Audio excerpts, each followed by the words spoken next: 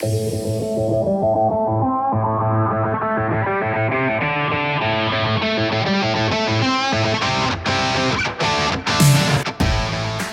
Jimmy Lewis with Dirt Bike Test, and this is what we're calling stage 1 modifications. Actually, it's stage 2 modifications, and I'll tell you why.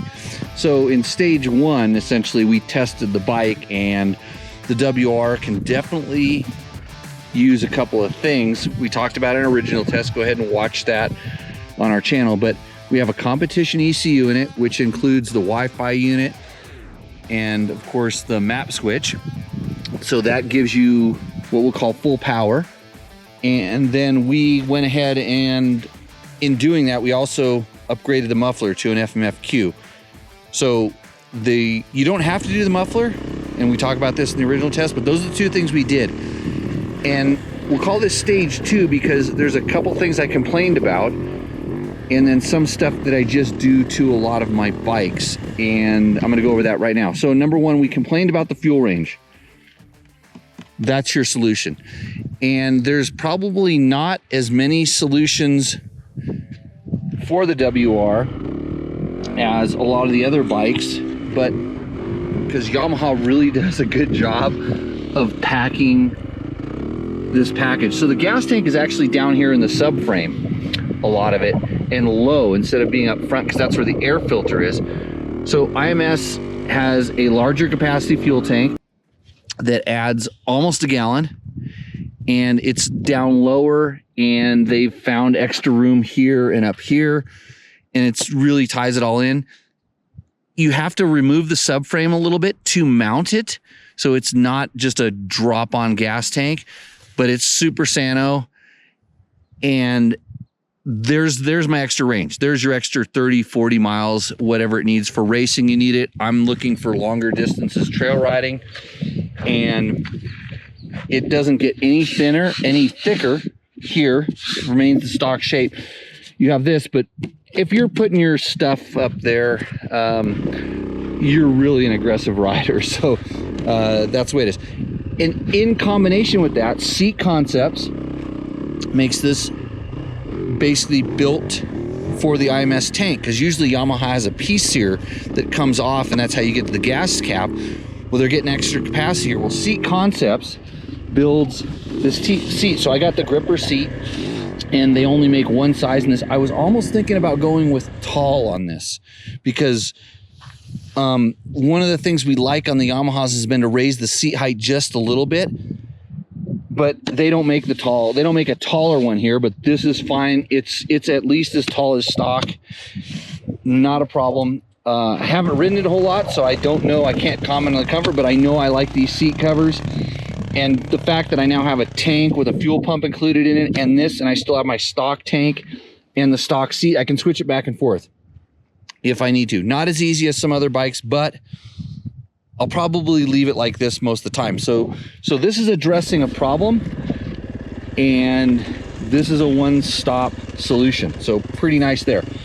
And then if you follow me, know what I do all the time. 2 things. The Scott steering damper. So this is the gold standard of steering dampers. If somebody tries to tell you something different, there's a lot of different things. The Scott's was kind of the one that pioneered, really, in the modern age, the modern steering damper, steering stabilizer.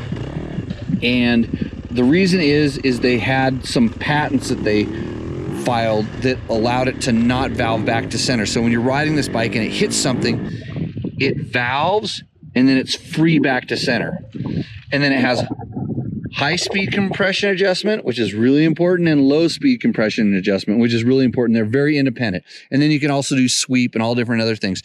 This is a very adjustable steering damper.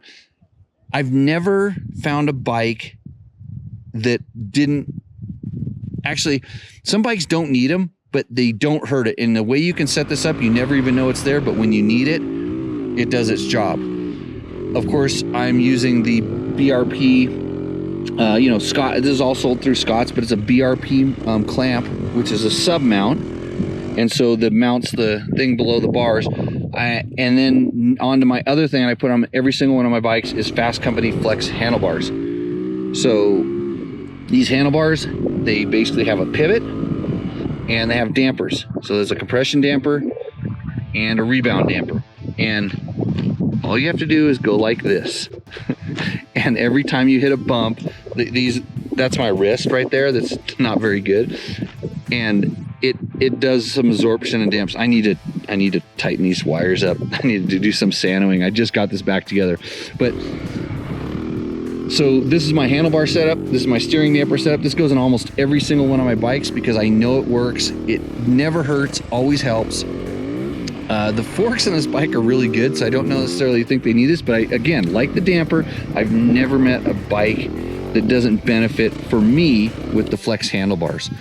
And so I'm using a low bend because I raised it a little bit, and my bar actually raised just a little bit overall, and I'll let you know how that works. And if I have to tune this, I will.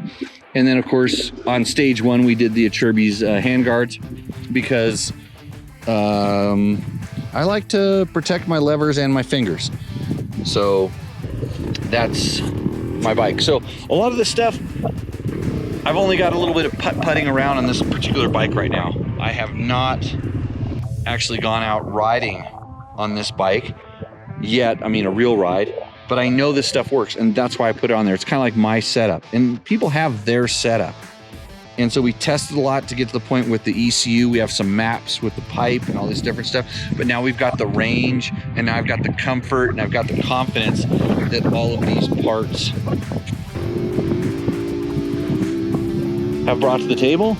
And I'll let you know how it works. And I'm sure I'm gonna wanna do a couple other things just to customize it and make it more of my bike.